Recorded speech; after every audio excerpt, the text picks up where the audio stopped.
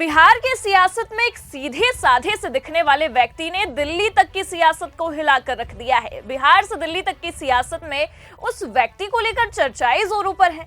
अब आपको बता दें कि बिहार की सियासत में विचित्र टाइप का एक नेता है, उसका नाम है नीतीश कुमार, जिससे आप सभी वाकिफ हैं।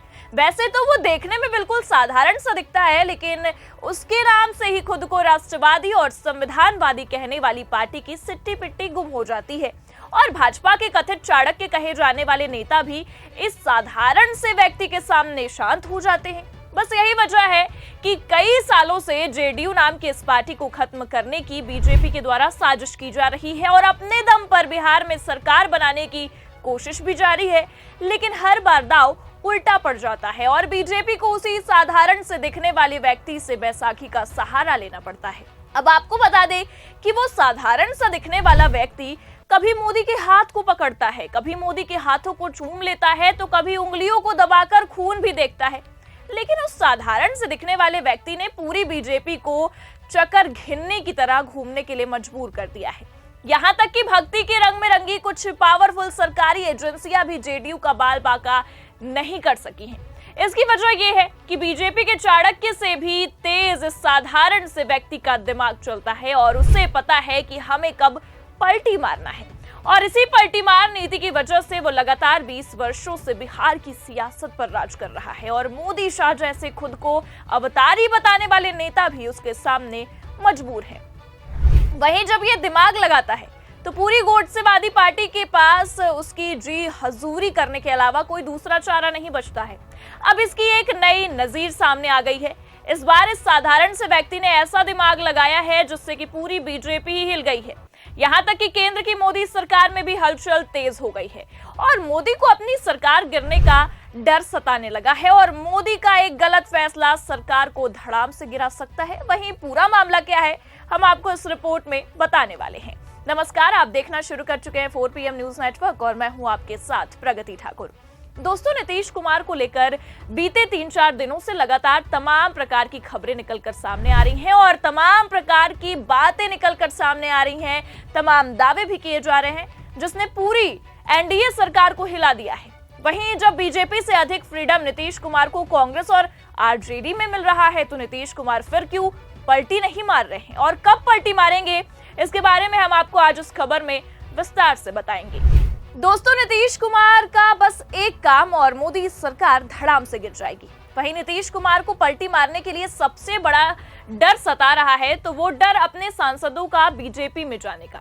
आपको बता दें कि इस समय नीतीश कुमार के 12 सांसद हैं और नीतीश कुमार अगर उद्धव ठाकरे की तरह से बगावत करते हैं तो बीजेपी यहाँ पर भी कोई एकनाथ शिंदे को खड़ा कर सकती है और नीतीश के विधायकों को डरा धमकाकर अपने खेमे में शामिल कर सकती है, जिसके चलते नीतीश कुमार सही समय का इंतजार कर रहे हैं। क्योंकि नीतीश कुमार कोई नए खिलाड़ी नहीं है, वो सियासत के एक मजे हुए खिलाड़ी हैं और उनको राजनीति का एक अच्छा खासा अनुभव भी है, जिसको देखते हुए वो अभी शांत रहकर बीजेपी की बेचैनी को बढ़ा रहे हैं। अब आपको बता दें कि नीतीश कुमार के साथ बीजेपी बड़ा खेल करने की तैयारी में है और महाराष्ट्र की तरह किसी एकनाथ शिंदे की तलाश में है कि यहाँ पर भी किसी एकनाथ शिंदे को खड़ा करके पूरी की पूरी पार्टी को बीजेपी के अंदर समाहित कर लिया जाए और नीतीश कुमार को उद्धव ठाकरे की तरह अकेला छोड़ दिया जाए। बीजेपी ये कहना चाहती है कि आप अपना तीर कमान कहीं अलग बनाइए, ये तीर कमान तो चला गया कहीं और। इसी बीच आपको बता दें कि बिहार की सियासत से 2 बड़े नाम निकलकर सामने आ रहे हैं और वो 2 नाम है ललन सिंह और संजय झा। ललन सिंह इस समय अमित शाह के करीबी बताए जा रहे हैं। वहीं अमित शाह जितना ललन सिंह को कमांड देंगे, ललन सिंह उतना ही काम करेंगे और उसी के तहत बीजेपी नीतीश कुमार को किनारे कर उनकी पार्टी को तोड़कर नीतीश की राजनीति को खत्म करने का प्लान बना रही है। और उस समय जेडीयू के अंदर भगदड़ मच गई थी और ललन सिंह पर बड़ा आरोप लगा था कि ललन सिंह आरजेडी के संपर्क में है। वहीं जेडीयू के राष्ट्रीय अध्यक्ष ललन सिंह की वजह से पार्टी में भगदड़ मची हुई है। पिछले कुछ दिनों से पार्टी में इस्तीफा देने वालों की कतार भी लग गई है। जेडीयू के प्रदेश उपाध्यक्ष और पूर्व विधायक ललन पासवान ललन सिंह पर गंभीर आरोप लगाते हुए पार्टी से इस्तीफा दे रहे हैं। जेडीयू के प्रदेश उपाध्यक्ष और पूर्व विधायक ललन पासवान ललन सिंह पर गंभीर आरोप लगाते हुए पार्टी से इस्तीफा दे दिया है उन्होंने और बीजेपी का दामन भी थाम लिया है। ललन पासवान से पहले डॉक्टर रणवीर नंदन, उपेंद्र कुशवाहा और आरसीपी सिंह ने एक ही तरह के आरोप लगाते हैं और आरोप लगे हैं कि ललन सिंह पार्टी को जिस तरह से आरजेडी की ओर ले गए हैं वो कागज पर भले ही जेडीयू के अध्यक्ष हैं, लेकिन उनका कामकाज का तरीका पूरी तरह से आरजेडी चलाने जैसा है। जेडीयू के उपाध्यक्ष ललन पासवान का पार्टी छोड़ना, आरजेडी से तालमेल और गुंडा राज का आरोप लगाते हुए ये कहना कि दलित सहमे हुए हैं और उन्होंने सारा ठीकरा ललन सिंह पर फोड़ा था। जिस तरह से पार्टी से इस्तीफे हो रहे थे और ललन सिंह को वजह बताया जा रहा था, इससे तय है कि इसी तरह से इस्तीफा चलता रहा तो आने वाले दिनों में ललन सिंह पर अटैक और बढ़ेगा। वहीं आरसीपी सिंह के निष्कासन के बाद तय हो गया कि पार्टी में नंबर 2 ललन सिंह ही है, क्योंकि बीजेपी ने आरसीपी सिंह को मंत्री नहीं बनाया था। इससे खफा ललन सिंह ने भड़ास इस तरह से निकाली कि जेडीयू को बीजेपी से दूर कर दिया। यहां तक कि राज्यसभा के उपाध्यक्ष हरिवंश को भी घेरने की कोशिश की गई थी।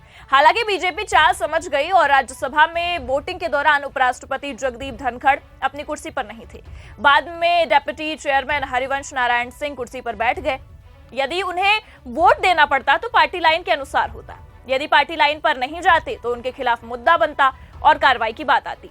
वहीं अभी लड़ाई नंबर 2 की हो रही थी। नीतीश कुमार नंबर 1 है। आरसीपी सिंह नीतीश कुमार के बाद के नेता माने जाते थे। आरसीपी सिंह मंत्री बने, इसकी नाराजगी जेडीयू के अंदर थी।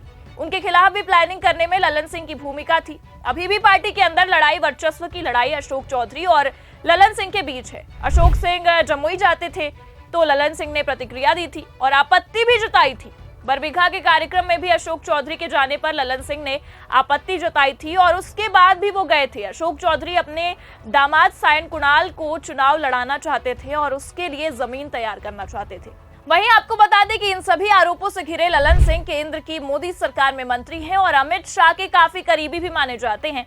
वहीं लालू यादव के बयान पर ललन सिंह से पत्रकारों ने जब सवाल पूछा तो वो इसे ज्यादा तवज्जो नहीं देने की सलाह देने लगे और ललन सिंह ने कहा कि छोड़िए ना, लालू जी क्या कहते हैं, लालू जी क्या नहीं बोलते हैं, ये जाकर लालू जी से पूछिए। हम लोग एनडीए में हैं और एनडीए में ही रहेंगे।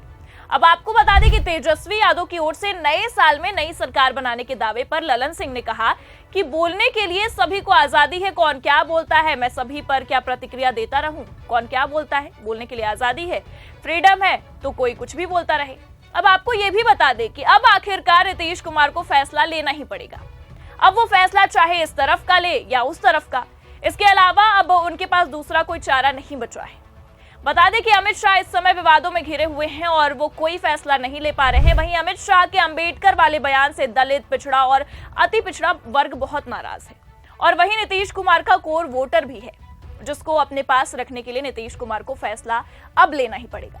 अगर नीतीश फैसला नहीं लेते हैं और बीजेपी के साथ बने रहते हैं तो सत्ता में उनकी कभी भी वापसी नहीं होगी और तेजस्वी यादव इसका पूरा का पूरा फायदा भी उठा लेंगे और नीतीश फिर कभी दोबारा सीएम नहीं बन पाएंगे। वहीं अब इस मझधार में फंसे नीतीश कुमार क्या फैसला लेते हैं ये तो आने वाला वक्त ही तय करेगा। लेकिन आपको क्या लगता है कि नीतीश का फैसला क्या होगा और महाराष्ट्र की सियासत का समीकरण क्या होगा? इसे लेकर अपनी राय कमेंट करके जरूर बताइए। हमारी खबर में फिलहाल इतना ही, लेकिन देखते रहिए 4 PM न्यूज नेटवर्क। नमस्कार।